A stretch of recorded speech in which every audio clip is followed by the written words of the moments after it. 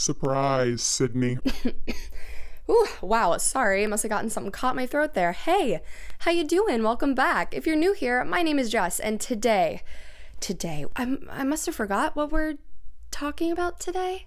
If I were to ask you what season you thought it currently was in the United States, you'd reply, maybe winter, maybe even spring if that stupid groundhog hadn't seen a shadow. But let me be the first to tell you that you are wrong. It's Scream season, baby. With Scream 6 coming out in just a few short weeks, I thought there was no better time than to finally tackle everyone's favorite iconic horror slasher, Scream. Now, I'm sure every single one of you watching this video is more than capable of sitting and talking about the Scream franchise for hours upon hours, and that's exactly what we're gonna do here. And yes, I know what you're thinking. This is it. She's lost it. She finally has snapped. And honestly, oh, Kevin. Honestly, I'd have to agree with you guys on that. Do you think any sane person would have the ability to create a masterpiece on this level? Cleo, exactly. It would be redundant and overdone for me to just sit and tell you for however long about how deep my love for this franchise truly goes. So instead, we are going to dive deep into the characters and important plot points for each Scream movie leading up to the release of Scream 6 on March 10th. Mark your calendars, we don't have a lot of time, people. In this video, part 1, we will be going over background, development, and what exactly inspired screenwriter Kevin Williamson to create not just an iconic piece of horror history, but cinema history itself. We will also be touching on actors, characters, any little bit of information that is relevant to the creation of the first Scream movie. We'll be going over all of that.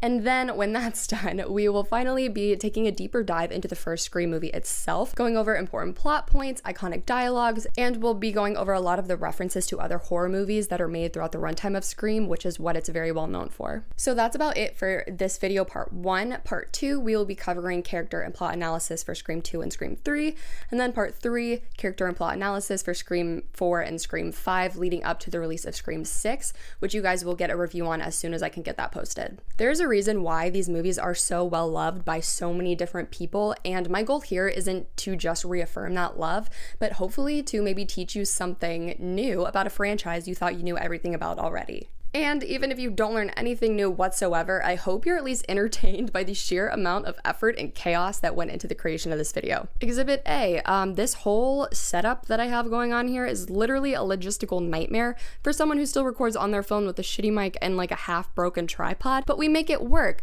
It's my goal to entertain you guys, okay? Exhibit B, I bought this little pointer. This is the bread and butter of the entire video, okay? Are you going to get annoyed by me waving at you like this the entire time? Probably. Do I care? Absolutely not. I love videos that have a visual element included, not only because my attention span is like very short, but because I was obviously inspired by Mike's Mike and his unhinged recap of the Pretty Little Liars series, which are some of my favorite videos on youtube.com. Okay, if you haven't seen them, I'll link his channel below and I highly recommend you guys check those out. Plus, who wouldn't want to stare at this photo of Randy all day? Okay, come on. If you guys enjoy this video, please let me know in the comments below. It really would suck to put such a tremendous amount of effort into something just for everyone to end up hating it. And I know it's not gonna be perfect. The lighting is gonna switch, my floor creaks, my dog's gonna bark, but it's my first time and I'm trying, so bear with me, and if you have any recommendations on how I can improve, please let me know in a kind way. Plus, if you guys do like it, I could do other franchises when this is done, like Friday the 13th, hold on. Hold on. Could you guys imagine me standing up here fighting for my life, trying to explain Michael Myers versus Busta Rhymes in Halloween Resurrection? That'd be my 13th reason, I'm not even kidding. But for real, thank you guys as always for watching, and let's get started with part 1 of my chaotic plot analysis of the Scream franchise. Yeah, you're gonna love this one. It's a Scream, baby. You guys, we can't even begin to discuss Scream properly without taking a second to acknowledge the man who is responsible for one of the most iconic horror franchises of all time, Mr. Kevin Williamson. Yes, that's right, everyone, let's give him a round of applause.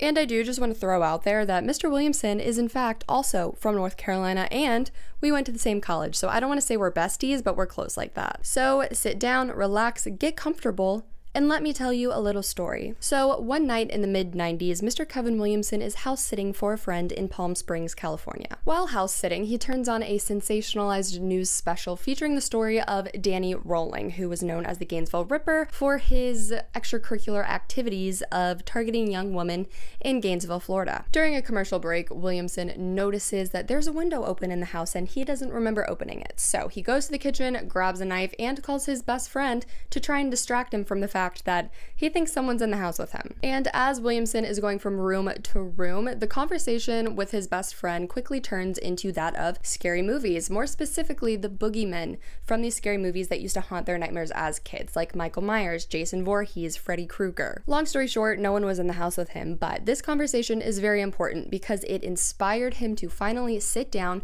and write a screenplay about a scary movie that encompassed all aspects of horror that he loved: gore, humor, teen angst. And let me be the one to tell you, okay? This man later went on to write I Know What You Did Last Summer, Dawson's Creek, and Vampire Diaries. So there's quite literally no one on this earth more qualified to write teen angst than that man. But trying to write something new and fresh and different while horror was in a slump because of all of the movies that came out in the 70s and the 80s that followed the same formula, he was having a difficult time trying to breathe life into a genre that was pretty much dead at this point. But then he got the idea of writing characters who were all too familiar with horror movie tropes and were very self-aware, and honestly, he's kind of a genius for that. He stayed true to the genre that he loved so much, but added a spin that was both refreshing and iconic. But not only did he write characters that were very self-aware, he included little aspects in his screenplay that called back to other iconic and game-changing horror movies that he loved when he was a kid, like Prom Night,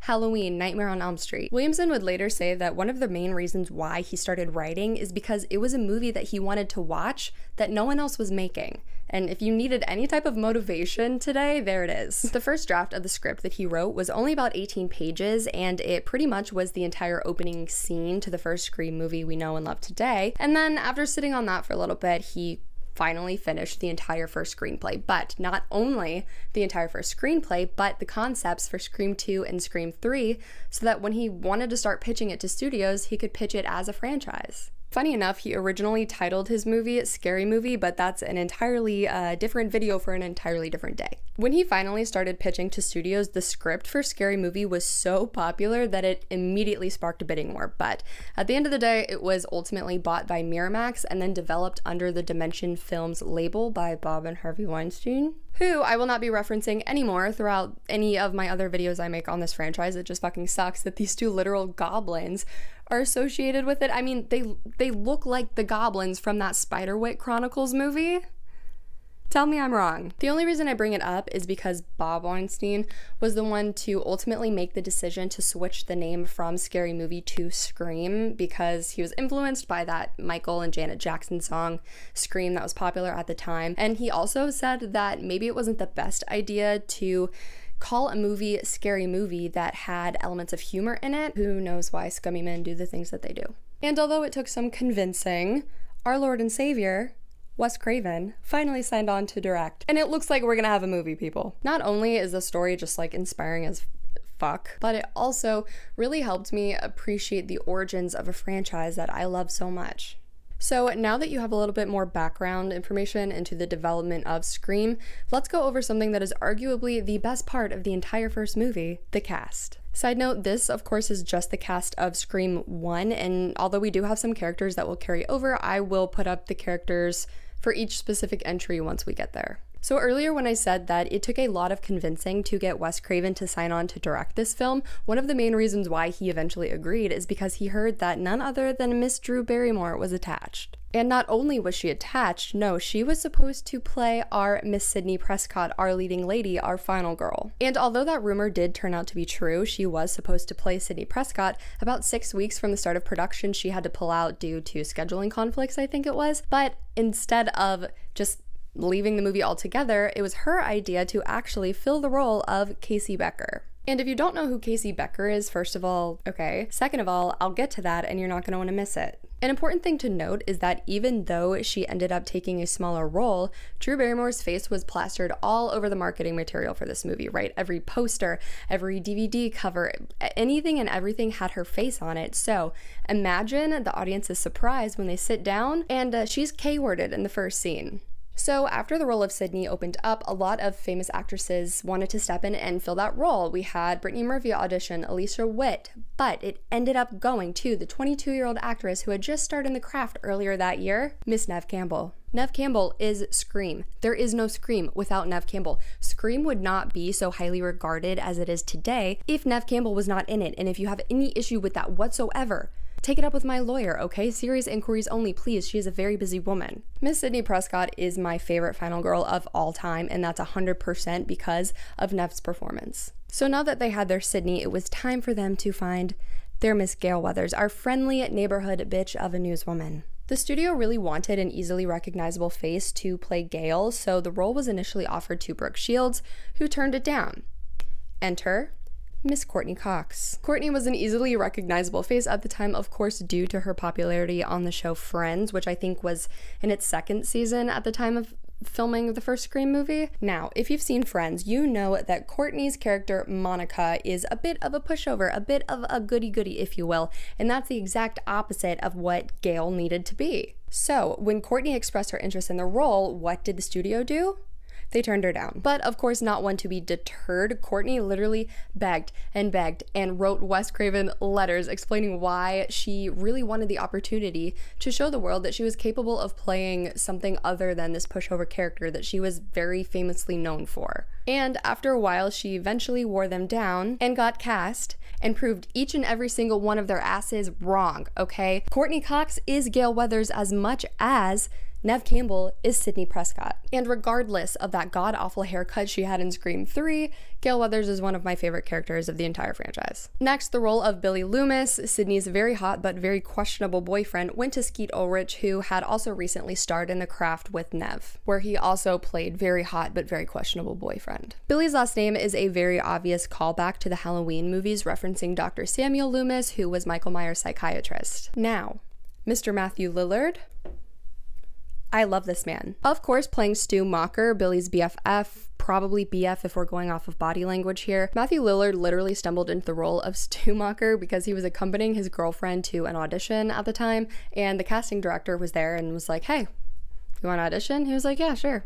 I don't see the harm in that. Got the role and gives one of my favorite performances in a horror movie of all time. We have the absolutely stunning, wonderful, amazing, beautiful Miss Rose McGowan as Sydney's loyal AF bestie for the restie, Tatum Riley. One of my favorite fun facts about her in this movie is that all of her outfits are so iconic, right? Everyone loves them, they're easily recognizable. Well, the costume department originally wanted her to wear like overalls and kind of like jeany material because that's what was popular at the time. Rose McGowan said, absolutely the fuck not. Got in a cab, went and bought her own outfits, and that's what she wore on set. Truly an icon. We have Jamie Kennedy as our one and only horror movie rule follower, Mr. Randy Meeks. And last but never ever least, we have Mr. David Arquette as Deputy Dwight Dewey Riley, Tatum's older brother and the most lovable character in the franchise. If you want to argue with me on that, there's the wall. Have a good convo. David Arquette was originally approached to play the role of Billy Loomis, which of course he didn't get, so then he was kind of just put into a background role as a high schooler.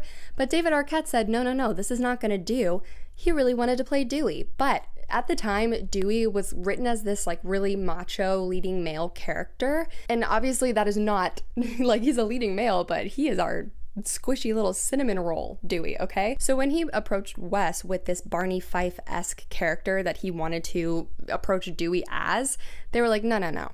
But they loved it so much, they let him stay, they changed the role, and I just can't, like, could you imagine a Scream movie without David Arquette as our Dewey? That's not a world I want to live in. And of course, we have Ghostface. Ghostface, our villain throughout the entire franchise. And of course, we have Ghostface, our villain throughout the entire franchise. Now, Ghostface, they love knives. They love long walks on the beach, and they love being the sloppiest and goofiest horror icon of all time. They could literally not walk in a straight line to save their life. The cool thing about Ghostface is that he is voiced by Roger L. Jackson in every single Scream movie, which is funny because that man also is the voice of Mojo Jojo from the Powerpuff Girls. Also, Wes Craven would keep Roger L. Jackson separate from the rest of the cast in the first movie so that whenever they would get a phone call, they wouldn't have a face to put to the voice, and that kind of made their reactions a little bit more authentic. Arguably, the most iconic and easily recognizable part about Ghostface is the mask. Now, this mask was not made specifically for this movie. Williamson and Craven were out scouting filming locations when they stumbled upon a box of junk, pulled it out, and Wes was like, hey, this really looks like that Scream painting from Edvard Munch. Even though they tried to have this mask recreated, it just wasn't working. They ended up contacting the makers of the original mask, Fun World, and asked if they could get the rights to use it in the movie. They said sure, as long as they're credited. And this agreement was probably the best thing that Fun World could have ever done for its business, because Ghostface then went on to be the best-selling Halloween costume in the US of all time. The designer of the original mask, of course, was inspired by that Edvard Munch painting The Scream, and was also inspired by Pink Floyd's The Wall album art and by the dancing ghosts in the Betty Boop cartoon. If you ever need a trivia partner, by the way, just let me know, I'll be there. So those are all of the key characters that we'll be going over. Those are the important players. Of course, you can see we have some smaller supporting characters sprinkled throughout. We'll go over them when the time comes, but I thought it would be helpful to have a little visual so that you guys can follow along with me, because I know I do talk very fast. With all of that being said, let's move on to the plot analysis part of this video and dive deep into the first Scream movie, which came out in 1996. When this movie first came out, it had been described as, and I quote, clever, hip, and scary, which, funny enough, is how I've been described in the past. Oh. The IMDb plot synopsis for Scream reads as follows. 1 year after the murder of her mother, a teenage girl is terrorized by a new killer, who targets the girl and her friends by using horror films as part of a deadly game. It all starts with a phone call. High school student Casey Becker answers the call, only to realize that even though the person calling has a voice straight out of an adult film, he's got the wrong number. He calls back, apologizing for calling the wrong number before they start flirting. They start having a laugh, and Casey tells him that not only is she home alone and making Jiffy Pop, but she's about to get settled in to watch a scary movie. And this, ladies and gentlemen, is where we get one of, if not the most iconic pieces of dialogue throughout the entire film. What's your favorite scary movie? We get our very first movie name drop when Casey says that her favorite scary movie is Halloween. You know, the one with the guy in the mask who walks around and stalks babysitters. Then Casey tries to guess that our mystery caller's favorite movie is A Nightmare on Elm Street, which of course is directed by Wes Craven and is a movie that is frequently referenced throughout the runtime. Take a shot every single time I say A Nightmare on Elm Street if you're of age. After a few more minutes of flirty banter, the caller reminds Casey that she never told him what her name was. Why do you want to know my name? I want to know who I'm looking at. Oh. Okay. The caller tries to correct himself, but Casey is just a little freaked out, okay? She hangs up the phone and goes to lock all the doors in her house as any smart person would. He calls again, saying, please don't hang up on me, I just want to talk to you. Casey, what does she do? She hangs up. What does he do?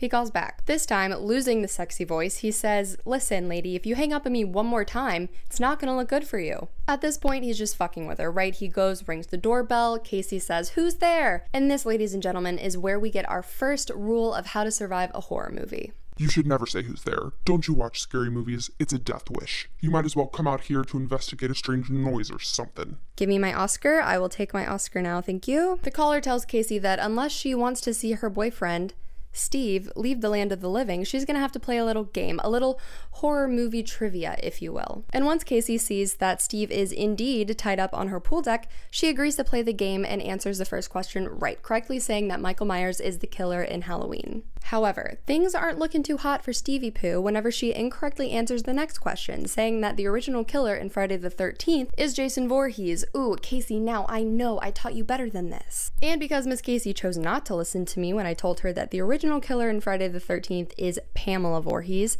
she watches in horror as Steve is unalived on her back porch. Also, side note, really sorry, I just recently got monetized and I don't want to say anything that's gonna shut that off because I worked really hard on this, so just bear with me in my terminology. Even though Stevie Pooh has now left the land of the living, the caller is kind enough to give Casey a bonus question, yes, saying that if she can correctly guess which door to her house he's at, he'll let her live.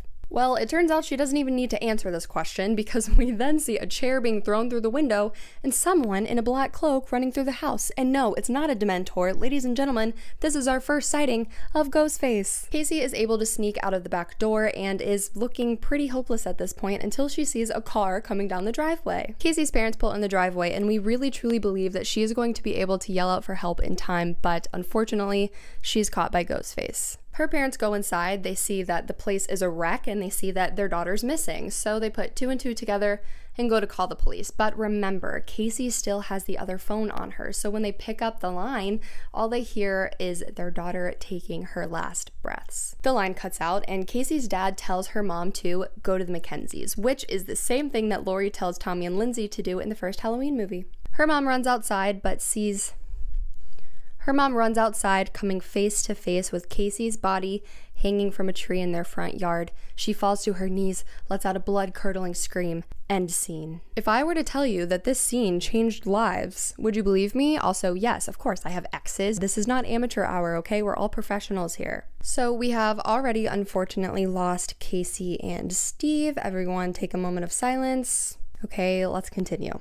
Not only is the opening scene absolutely terrifying, but it kind of is an homage to Janet Leigh in the movie Psycho, who was marketed also as the star of that movie, but is famously K-worded in that epic shower scene about like 47 minutes in. With the final shot of Casey burned into our retinas, we now cut to our actual final girl, Miss Sydney Prescott, who is getting ready for bed. Sydney gets a late night visit from her kind of creepy and very intense boyfriend, Billy Loomis, who climbs in her window and scares the absolute shit out of her. While these two are having a chat, we get a knock on the door from Mr. Neil Prescott, Sydney's dad, who reminds his daughter that he's going to be out of town for the weekend and she's going to be home alone. Isn't that convenient? Billy tries to seduce Sydney by saying some of the sweetest words that I have ever heard. The Exorcist was on. Got me thinking of you. It's not that hard, people. That's all we ask for. But Sydney denies Billy's advances because, let's say, she's still recovering from a traumatic event. But more on that later. The next day at Woodsboro High School, we are introduced to Sydney's best friend, Tatum Riley, who tells Sydney about Casey and Steve being M-worded the night before, which is the reason why there are cop cars and news vans all around the school. And even though she doesn't have any dialogue in this quick scene, this is actually where we get our first glimpse of Miss Gail Weathers, who is unknowingly boosting highlighter sales all across the world. Principal Himbry and some police officers are questioning Steve and Casey's classmates when it's finally Sydney's turn, and this is where we get to meet Deputy Dwight Dewey Riley, who we can immediately tell is a goof, but seems very protective of Sydney and kind of references something bad that may have happened to her in the past. Later, we see Sydney, Billy, Tatum, Tatum's boyfriend Stu, and their forever fifth wheel of a friend Randy sitting around a fountain at school talking about the events of the previous night and being really inconsiderate. They're joking about it while ignoring the fact that Sydney's clearly not okay. Sydney gets upset and leaves, but at least she's being smart and is going to spend the night at Tatum's house later since her dad is out of town. So Sydney goes home to pack and turns on the TV to pass the time when we get a news report from Miss Gail Weathers talking about how the recent crimes come nearly a year after the brutal assault and M-word of Sydney's mom, Maureen Prescott. So yeah, that probably explains why Sydney is more than a little fucked up and doesn't want to sleep with greasy-ass Billy. Sydney ends up falling asleep watching the news, but wakes up to a phone call from Tatum saying, surprise, surprise, she's running late to pick her up. Sydney hangs up with Tatum and gets another call from who she assumes is Randy playing a prank on her because he starts talking about scary movies. She says she doesn't watch that shit because what's the point? They're all the same. Some stupid killer stalking some big-breasted bimbo who can't act, who's running up the stairs when she should be running out the front door. It's insulting. Sydney finally realizes it's not Randy on the phone, and when she goes to try and hang up, who we can now safely assume is Ghostface, says, no, if you do that, you're gonna end up just like your mother. Ghostface then pops out of a closet and attacks Sydney, forcing her to run up the stairs just like those big-breasted girlies she was talking about a few minutes earlier. Sydney finally makes it upstairs to her computer where she starts IMing 911. Did anyone else know you could do that? Fun fact here, an extended version of the scene shows Sydney typing in her address, which is 34 Elm Street, you know, like from the movie A Nightmare on Elm Street. And as soon as Sydney successfully calls 911 from her computer, Ghostface disappears, but guess who shows up at her window? Billy. And just when Billy is trying to go to Sydney to comfort her and give her a hug, a cell phone falls out of his pocket. Since Sydney is very smart and has a lot of common sense, she puts two and two together and thinks that Billy is the person who made that phone call before attacking her. Dewey and the cops show up to arrest Billy and take Sydney down to the station for questioning when Tatum arrives, and it's then revealed that the reason why Dewey is so protective over Sydney is because Tatum and Dewey are siblings. Does Mom know? Yes, doofus. Gail and her cameraman Kenny show up to the Prescott house just as they're leaving, hoping to get a last-minute interview, when we get one of the most overlooked lines in the whole movie. Jesus, the camera, hurry! My name isn't Jesus. Which was ad-libbed by actor W. Earl Brown. Let's give him a round of applause. Gail really hit the jackpot with iconic cameramen, TBH, but I'll leave that convo for Scream 2. So now Sydney, Dewey, and Tatum are at the station. Dewey's questioning Sydney. They're trying to get a hold of Sydney's dad, and they can't. They don't know where this man is. He's not in the place where he said that he was going to be.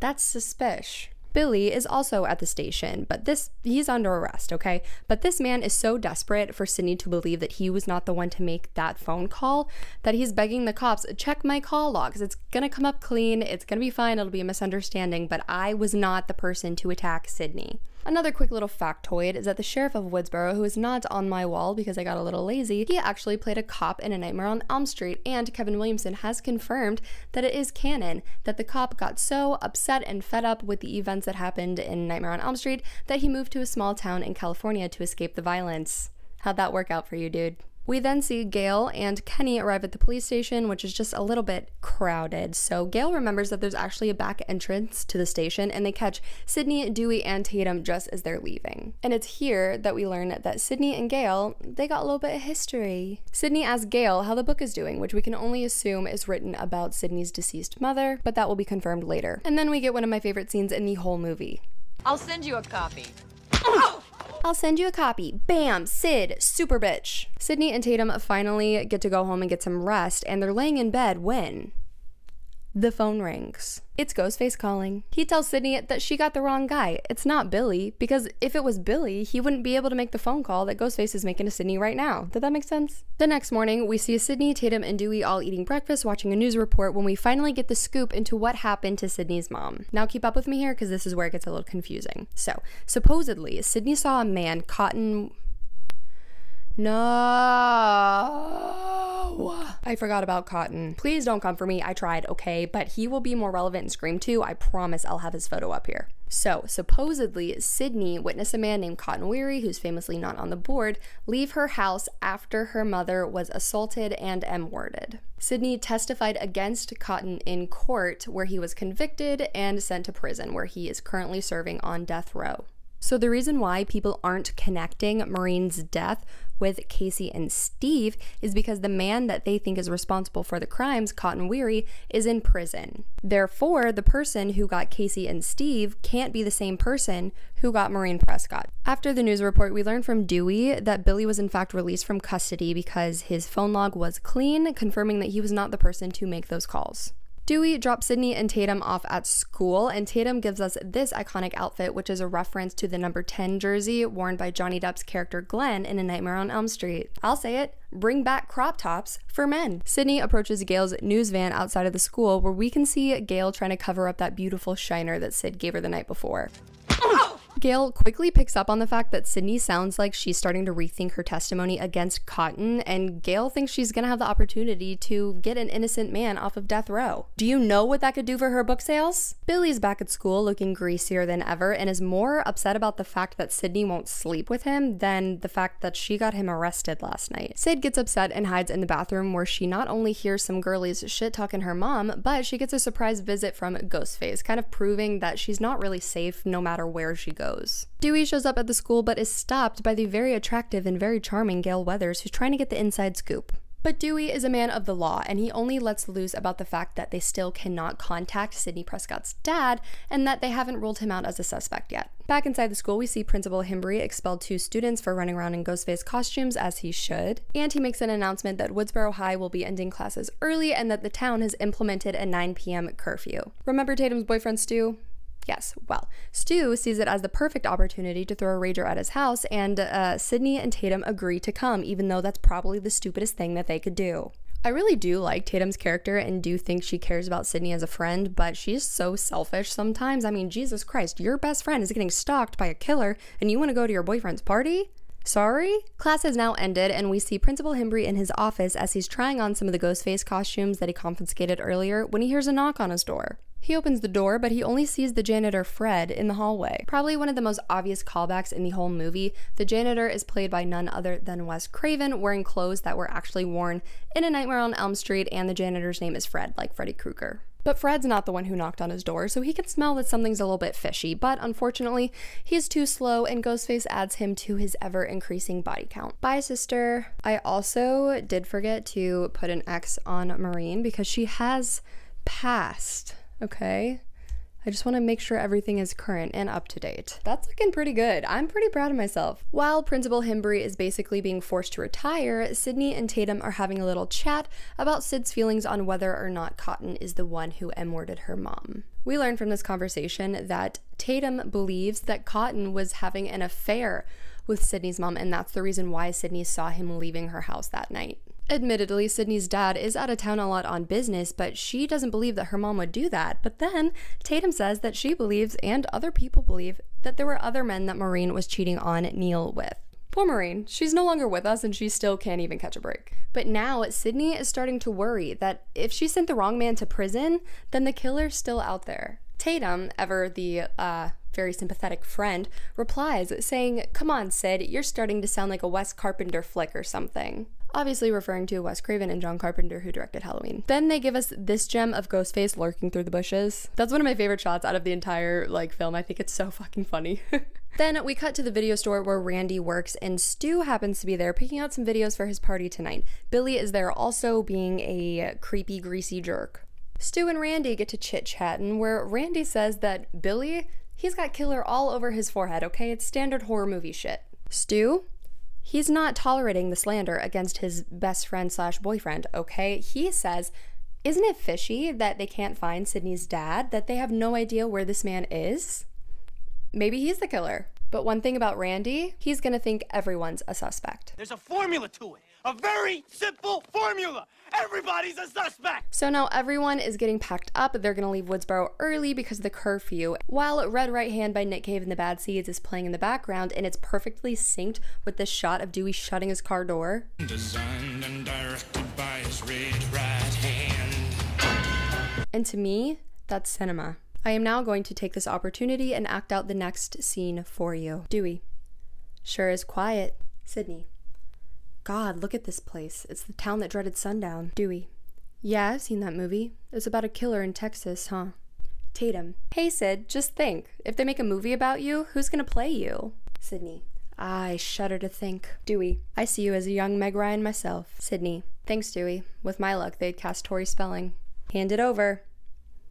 Give me my Oscar. This is some of the best foreshadowing ever because in Scream 2, we learn that the events of Scream 1 were turned into a book, which turned into a movie. And in the movie, who did they cast to play Miss Sidney Prescott? Yes, that's right, Tori Spelling. My work here is done, people. We get this iconic shot of Dewey going to town on an ice cream cone while he gets the news that not only were the calls to Sydney made from her own dad, Mr. Neil Prescott, but it is currently the night before the 1-year anniversary of Maureen Prescott's death.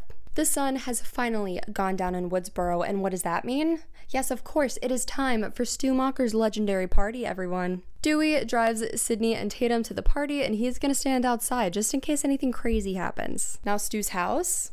One of the most iconic and easily recognizable houses in horror history. That house, I don't know what I'd do. I would do a lot to be able to have that house, okay? It's absolutely massive, and right now, currently, at this moment, it's filled with a bunch of high schoolers ready to get shit-faced. We see that Gail and Kenny have followed Dewey and the gals to Stu's party, hoping to get a little inside scoopage. Dewey and Gail decide to go inside and check out the party, but we see that Gail has ulterior motives and is planning to plant a camera in the party so that her and Kenny can be little creeps in their van and spy on everyone. We see everyone in the living room of Stu's house trying to decide what movie they want to put on when Sydney's like, this is weird. Why do all of your choices star Jamie Lee Curtis? Stu asks Tatum to go grab him another beer from the garage while Randy is trying to seduce Sydney with his best horror movie knowledge, and I don't think it's working out well for you, bud. Sydney is obviously upset that Gail just turned up with Dewey, and while they're distracted, Gail uses the opportunity to plant the camera and she puts it above the TV in the living room. Now, being the amazing, beautiful, wonderful girlfriend that she is, Tatum goes to the garage to get Stu a new beer, and we see the door that leads into the house close and then lock. A wild ghost face appears. Tatum thinks it's Randy, of course. I just want to take a second, okay? What has this man done to deserve all of this slander? Everyone thinks that he's capable of killing people. I just don't get it. Justice for Randy. But like I was saying, Ghostface appears and Tatum thinks that it's actually Randy. So she says, "What movie is this from? I spit on your garage." I love her. And then we get this iconic piece of dialogue. You want to play psycho killer? Cut it, Casper. That's a wrap. I don't know what it is about that little head nod after Tatum asked if he wants to play psycho killer. I need to take a seat. Tatum quickly realizes it's in fact not Randy, justice for Randy, and Ghostface attacks her while stumbling and tripping over absolutely everything in the garage. And while he's doing this, Tatum is trying to escape through, I think it's a cat door. I don't think it's a dog door because we see a cat like running through the garage. So I'm gonna say Tatum tries to escape through the cat door. Yes, of course, this is the infamous kill that we all know and love. Rose McGowan said they literally had to staple her clothes to the garage door because she just kept like sliding out of it.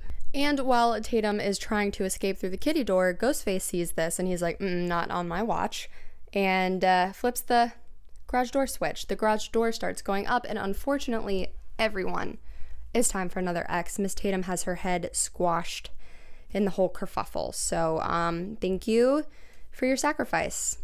Tatum is now dead. Back inside, Sydney is trying to find Tatum so that they can leave. But when she goes to open the front door, guess who's there? Billy. Billy is there hoping that he can get Sid alone upstairs so that they can talk. Sydney actually agrees to go talk to Billy upstairs in Stu's parents' bedroom, and Randy sees them go up, and what does Randy say? He goes, "What is Leatherface doing here?"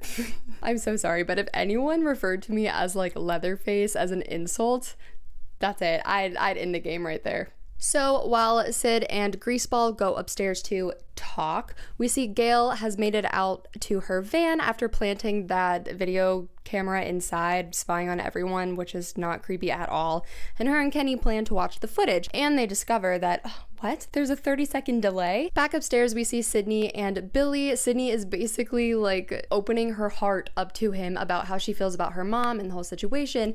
And this skis ball literally goes, "It's like Jodie Foster in Silence of the Lambs when she keeps having flashbacks of her dead father." I can't make this shit up, people. While Sid and Billy start getting a little hot and heavy, we see Randy, Stu, and some of the other guests sitting on the couch in the living room watching Halloween. Randy starts to explain the reason why Jamie Lee Curtis survived in Halloween, and it's because she's a virgin. Only virgins can do that. Don't you know the rules? Jesus Christ, you don't know the rules? There are certain rules that one must abide by in order to successfully survive a horror movie. For instance, number 1, you can never have sex. Sex equals death, okay? Rule number 2, you can never drink or do drugs. It's the sin factor. It's a sin. It's an extension of number 1. And rule number 3, never, ever, ever under any circumstances say, "I'll be right back." You won't be back. I'll be right back. Outside the house, Dewey gets a call that there's a report of an abandoned car down the road, and he invites Gail to go look with him. Ooh. Gail agrees, which is when she turns to Kenny and says, "Be right back." Gail, girlie, you better listen to Randy. Back inside, the phone rings, Randy answers, and then proceeds to tell the rest of the party that Principal Himbry was M-worded and hung up on a goalpost on the football field at the high school. That's a lot. So everyone clears out of the house going to see it for some reason, leaving Randy on the couch, Stu lurking somewhere in the house, Billy and Sydney upstairs doing the nasty. While they're going to check on the car, Dewey and Gail are actually run off the road by everyone in a hurry to go check on their principal, which results in a little bit of a smoochy smooch between Gail and Dewey. But when they end up finding the car, Dewey realizes this is not just a normal car. No, this car, it belongs to Neil Prescott, Sydney's dad. This man is looking more suspicious by the minute. So after this realization, Dewey and Gail rush back to the house in case Mr. Neely Pop is there looking to cause some trouble. Back upstairs, Sydney and Billy have finished doing the nasty, and Sydney asks Billy who he used his one phone call for when he was locked up. He says he called his dad. Sydney finds that a little bit fishy, but Billy's like, girl, what do I have to do to prove to you that I'm not the killer? But while he's saying this, Ghostface sneaks up behind Billy and K-words him. I guess that proves your innocence, Billy. R.I.P., I guess. After Ghostface is done with Billy, he goes after Sydney, who manages to narrowly escape by jumping out of the attic window and landing on a boat cover of a conveniently parked boat. I love coincidences. Then, unfortunately, Sydney comes across Tatum's body that's still hanging in the garage door. Sydney gets spooked and runs away. Meanwhile, while all of this is going on upstairs, okay, Randy is still on the couch watching Halloween. We see him sitting there yelling at the TV, "Jamie, look behind you! Jamie, look behind you!" Obviously talking to Jamie Lee. But the funny thing is, the actor who played Randy, yes, what's his real name? Oh, Jamie. So the whole time he's sitting there yelling at the TV, Ghostface is creeping up behind him like a little sneak, right? So whenever Randy is yelling at the TV, "Look behind you, Jamie," he's actually talking to himself. We love that little bit of meta humor. Ghostface is distracted from Randy whenever he hears Sydney outside screaming for help, but in his efforts to get to her, unfortunately, leaves Kenny without a life. Wah, wah, wah. Sorry, Kenny. Dewey and Gail finally show up from wherever the hell they've been, and Dewey runs inside looking for Neil because that's who they think is the killer at this point. While he goes inside, Gail goes to the news van, is looking for Kenny. Where's Kenny? Can't find Kenny. Well, actually, Gail, sorry, I hate to break it to you, but Kenny's on top of your news van that you're currently trying to drive away in. Gail is almost successful in her escape attempt. However, Sydney jumps into the road and tries to flag her down, and Gail decides it's a great time to go off-roading and hits a tree. No options left. Sydney goes back to the house to look for Dewey, who she finds, but he's been stabbed. Sydney and Ghostface tussle for a little bit before Randy finally shows up outside looking for everyone and begging Sydney to let him in the house.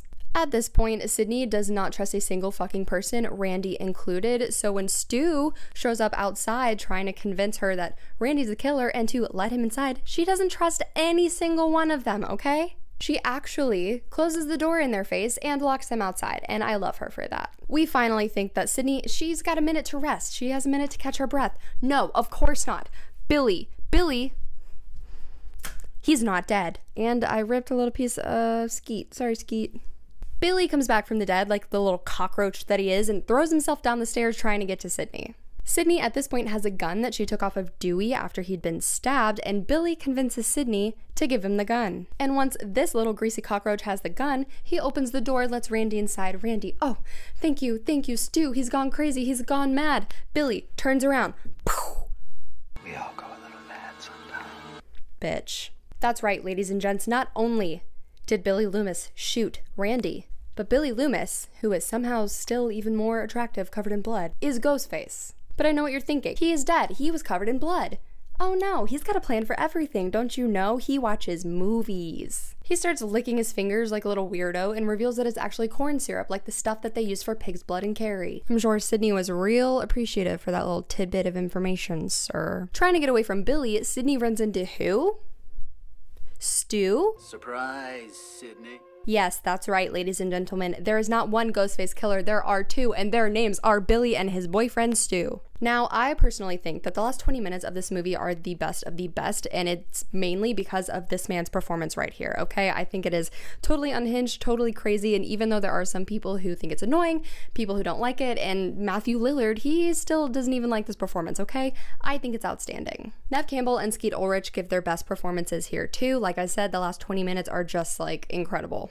So after that little revelation that Billy and Stu are Ghostface, they trap Sydney in the kitchen and tell her that they're gonna get away with it. How are they gonna get away with it? They're gonna frame Sydney's dad just like they framed Cotton Weary for her mother's M-word. Yes, that's right. Stu and Billy also killed Maureen. Sydney, of course, she's an intellectual. She wants to know why. Why did they end her mother's life? And while Billy so kindly touches on the fact that you really don't need a motive to kill someone, in fact, it's a lot scarier when there is no motive. It turns out Billy's dad was cheating on his mom with who? Yes, Maureen Prescott, and Billy believes that it is Maureen's fault that his mother left him. Did you get that? I literally can't make this shit up. It's so good. Just when you thought we were done getting surprises, think again, okay? Stu brings in who? Neil Prescott. He was bound and gagged and kept in a closet. Like I said, they plan on placing the blame for everything on Neil Prescott, and Billy and Stu say that their story is that he was triggered by the year anniversary of his wife's untimely death, and he goes on a rampage, harming Billy and Stu before K-wording Sydney and S-wording himself. I mean, I can't really be mad at it. Honestly, it's a very well thought out plan. One problem, though, that I can think of. How are they going to get the cops to believe them that Mr. Neil Prescott tried to attack them? But oh, that's easy. My bad, sorry. They're just gonna slice each other up a little bit. While Billy and Stu take turns going all Norman Bates on each other, Sydney takes this opportunity to tell them that they have seen one too many movies. But again, since he is feeling so philosophical tonight, Billy reminds us that movies don't make psychos. Movies make psychos more creative. It's then that Stu realizes the gun that they were using to hold Sydney hostage, they don't have it anymore. No, who has the gun? Bad bitch Gail.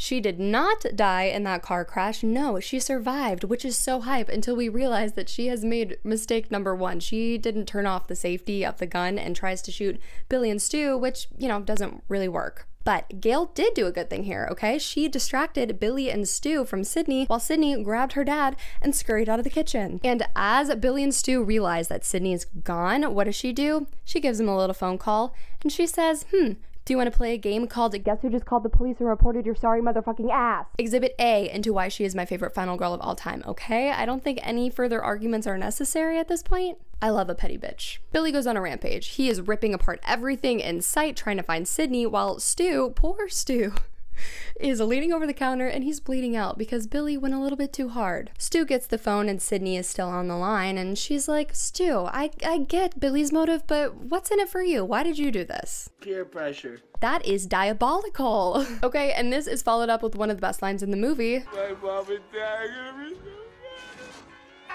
which was ad-libbed, might I add, and Wes loved it so much he kept it in the final cut. Meanwhile, Billy is still going apeshit trying to find Sydney, and we get Exhibit B into why she's my favorite final girl of all time, okay? She puts on the Ghostface costume, hides in the closet, pops out of the closet, and stabs Billy in the chest with an umbrella. I feel like I could say, okay, then Stu took off his mask, revealing that he is in fact one of the aliens from Mars Attacks, and you would be like, yeah, okay, that checks out.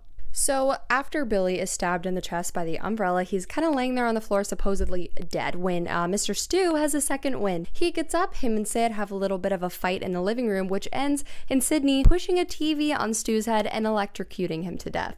R.I.P. Stu, you really just needed better friends. Peer pressure is the real killer, people.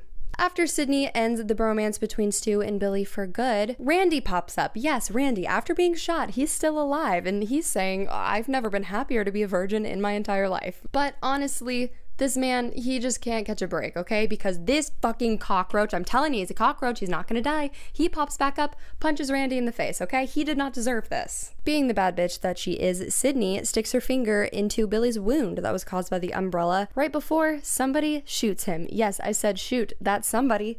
Miss Gail Weathers, you can't kill a bad bitch, okay? Poor Randy wakes back up and him, Gail, and Sydney walk over to where Billy's body is, and Randy says, careful, this is the part where the supposedly dead killer comes back to life for one last scare. And guess what happens? Jump scare, bitch. Billy sits back up, but not before Sydney can put a bullet between his eyes and says, Not in my movie. Do I even need to say it? Like, I really hope we're on the same page by now. And we can confirm for a fact that this man, finally, is dead. The police finally arrive from when Sydney called them in the closet, and who do we see coming out on a stretcher, still alive and kicking? That's right, Mr. Dewey, you can't kill him, at least not yet. We see Gail getting set up, ready to go live with an exclusive eyewitness account of an amazing breaking story. And the movie ends with Gail reporting, it started with a scream over 911 and ended with a bloodbath that has rocked the town of Woodsboro. Hi, remember me? Yeah, guess who was editing the video, got to the very end, and then realized that her microphone cut out? Me. Thank God it waited until I literally said the last word that I was going to say about the movies, or else I would have lost it. I started taking it down in preparation for the second video. I mean, like, what the hell are you doing? So unfortunately, that footage is unsalvageable, but basically I just go over everyone who survived and everyone who will not be joining us in the next movie. If we're not counting Sydney's mom, Maureen, we have a total of 6 deaths shown throughout the film, which actually is the lowest number out of all of the Scream movies. So we have a lot to look forward to. Thank you guys so much for watching part 1. Like I said at the beginning of the video, part 2 is going to be character and plot analysis for Scream 2 and 3. Part 3 will be plot and character analysis for Scream 4 and 5.